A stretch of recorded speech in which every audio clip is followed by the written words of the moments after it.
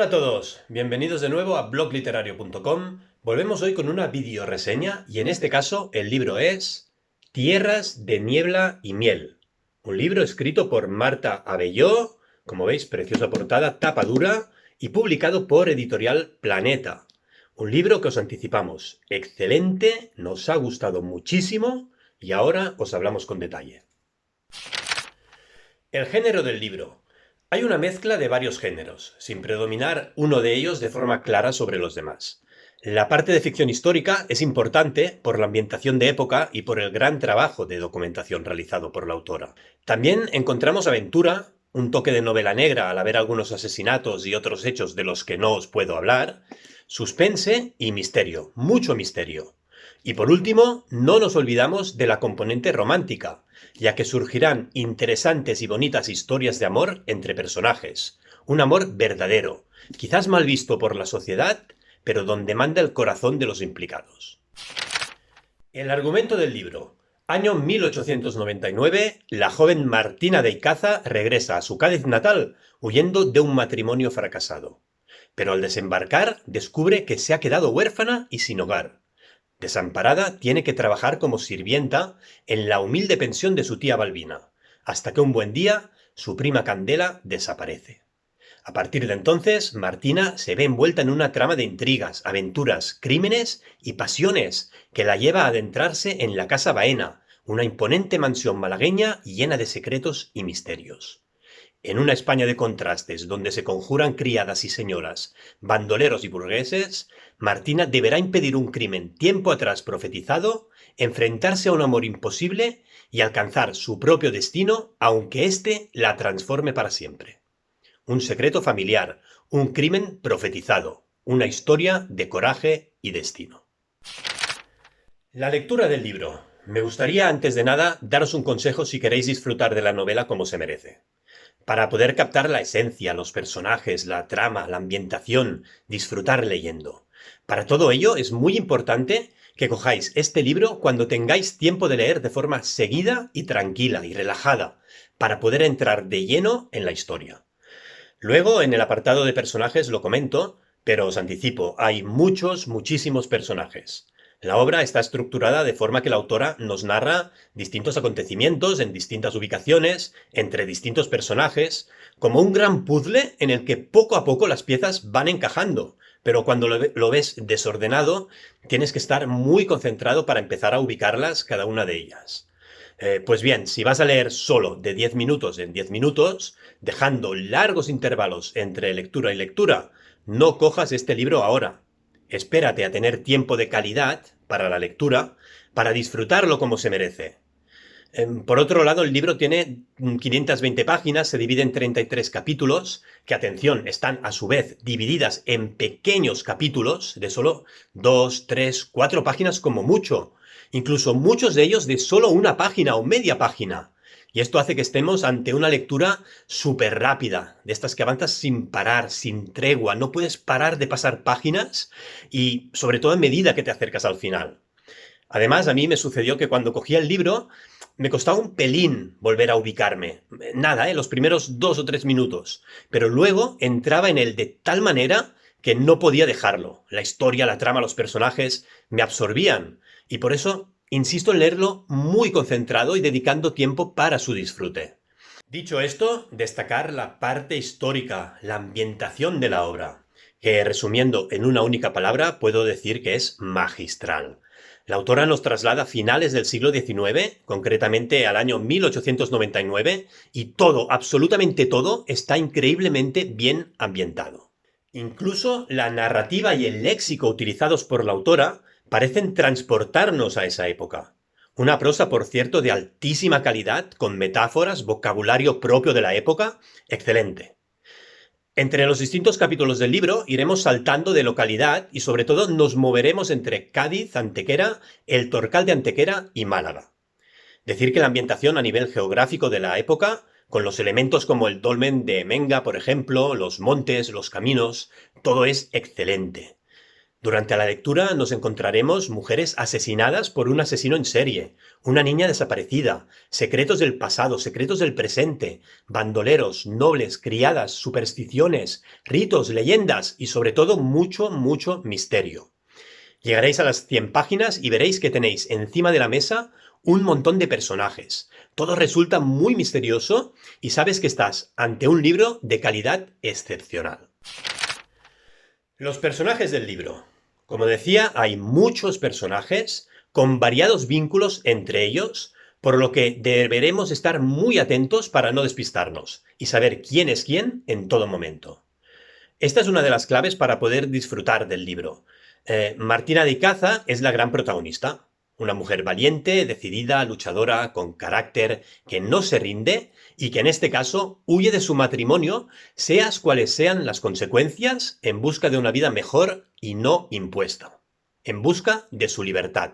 No quiere depender de su marido toda su vida y sería un claro ejemplo a seguir como rebelión al patriarcado. Pero aparte de Martina, podría enumerar decenas más de personajes. En general, todos ellos muy bien creados, muy bien trabajados, muy bien definidos, sobre todo porque representan muy bien distintos roles típicos en su época, ya inexistentes a día de hoy. Tanto a nivel de nobleza, sirvientes, trabajos rurales, hostelería, bandoleros, pero aparte de su rol, todos tienen una personalidad muy bien definida, increíblemente real. Al haber tantísimos personajes, parece muy difícil profundizar en todos ellos, y por eso me sorprendió la capacidad de la autora para hacerte empatizar con más de uno de ellos, para que los conozcas a la perfección. Con Martina, por descontado, pero también con personajes como Miguel, Candela, u otros incluso más secundarios, como el pequeño Pedrito o Dorita, que no tiene mucho protagonismo, pero resulta entrañable, dejándome muchos otros por mencionar y con los cuales he logrado empatizar. Por lo tanto, muy, muy buen trabajo de la autora en este sentido, ya que parece contradictorio que con un número tan elevado de personajes puedas llegar a conocer tan bien a alguno de ellos. Es más, que logres empatizar con los mismos.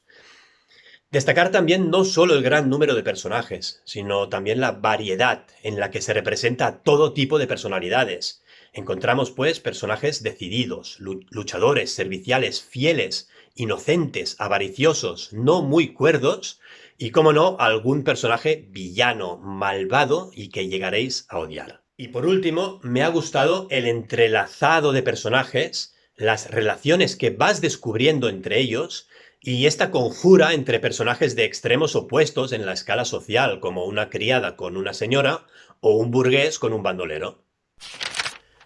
El final del libro. Como siempre digo, tranquilos, que no hago ningún tipo de spoiler, y tan solo deciros que se trata de un gran final para el libro, ¿no? Donde finalmente todos los frentes abiertos quedan cerrados, todo cuadra y deja al lector con una sonrisa de haber disfrutado muchísimo con la lectura. Decir que las últimas 150 páginas aproximadamente son todavía con muchísimo más ritmo, ¿no? Los hechos se suceden de forma rápida, capítulos todavía más cortos, muchísima acción, mucho suspense. Resulta imposible parar de leer hasta llegar al final del libro. Además, nos encontramos con una nota de la autora de imprescindible lectura, en la que nos habla de algunos de los sitios que le sirvieron como inspiración y documentación para la novela. Conoceremos, pues, que el Torcal de Antequera, el Dolmen de Menga, su orientación hacia la Peña de los Enamorados, todo esto que se narra en el libro es real. Y este dolmen en concreto, el más bello y perfecto de los dólmenes conocidos, sirvió como inspiración de la obra. De hecho, hay también una parte muy importante en la novela de creencias, mitos, leyendas, profecías, supersticiones vinculadas a estos sitios. Leyendas que se cuentan en el libro, o incluso el asesinato de un niño y sus asesinos, también fueron reales. O la niña Genoveva, también en cierto modo se basa en una niña que existió en realidad. O incluso la Casa Baena, recreada a través de distintas casas, cortijos y fincas de la zona, pero especialmente en el cortijo Heredia, también real y que arrastra leyendas y misterios. Un final del libro, pues, que leyendo la nota de la autora es del todo espectacular. Muy bien, pues vamos con la valoración del libro. Se trata de una obra excelente. Se palpa la gran calidad literaria y el estilo tan propio, fuera de lo común, de Marta Abelló, por lo que la valoración del libro es de un 9,5 sobre 10. Y no le pongo un 10 porque en algún momento muy puntual me ha costado un poquillo no perderme. He tenido como que releer algún fragmento para acabar entendiendo bien lo que pasaba, ¿no? Pero bueno, ha sido algo muy, muy puntual. Como digo, el libro es excelente en todos los sentidos, ¿no? Esto va un poco en acorde a lo que decía, que hay que estar muy atentos para poder disfrutar bien el libro como se merece. Un excelente, pues, sin lugar a dudas, por todo lo comentado. Esta ambientación tan increíble, estos personajes, la trama, el misterio continuo, la estructura del libro en capítulos cortos dentro de otros capítulos, que te obliga a seguir leyendo en todo momento, ¿no? La documentación, la parte histórica, la parte real o basada en hechos o personajes reales, bandoleros, amores, secretos familiares, una mujer luchadora que se resigna a seguir esclava de su matrimonio de conveniencia y que huye en busca de una vida mejor, ¿no? Supersticiones, un asesino en serie y 1000 elementos más que la autora combina con maestría, pero sobre todo cómo lo narra, ¿no? La autora, este estilo en general hace que la novela sea del todo excelente. Y como siempre, me gusta compartir alguna anécdota y puedo decir que aparte de conocer, gracias al libro, el Torcal de Antequera y el Dolmen de Menga, y decidir que tengo que ir a visitarlos sí o sí, me ha encantado contrastar también que es real lo que se comenta sobre el libro de espíritus de Kardec, del cual se quemaron muchos ejemplares en 1861 como auto de fe y cuya doctrina promulgaba a través de los espíritus la igualdad del hombre y la mujer. Algo increíble. Muy bien, pues hasta aquí la reseña de hoy. Espero que os haya gustado. Un libro fantástico, estupendo. Y como siempre digo, suscribiros a nuestro canal de YouTube. Es muy buena oportunidad para descubrir nuevas obras, nuevos autores. Seguidnos también en redes sociales. Estamos en Facebook, Instagram, Twitter. Y no olvidéis nuestra web, www.blogliterario.com. Hasta la próxima.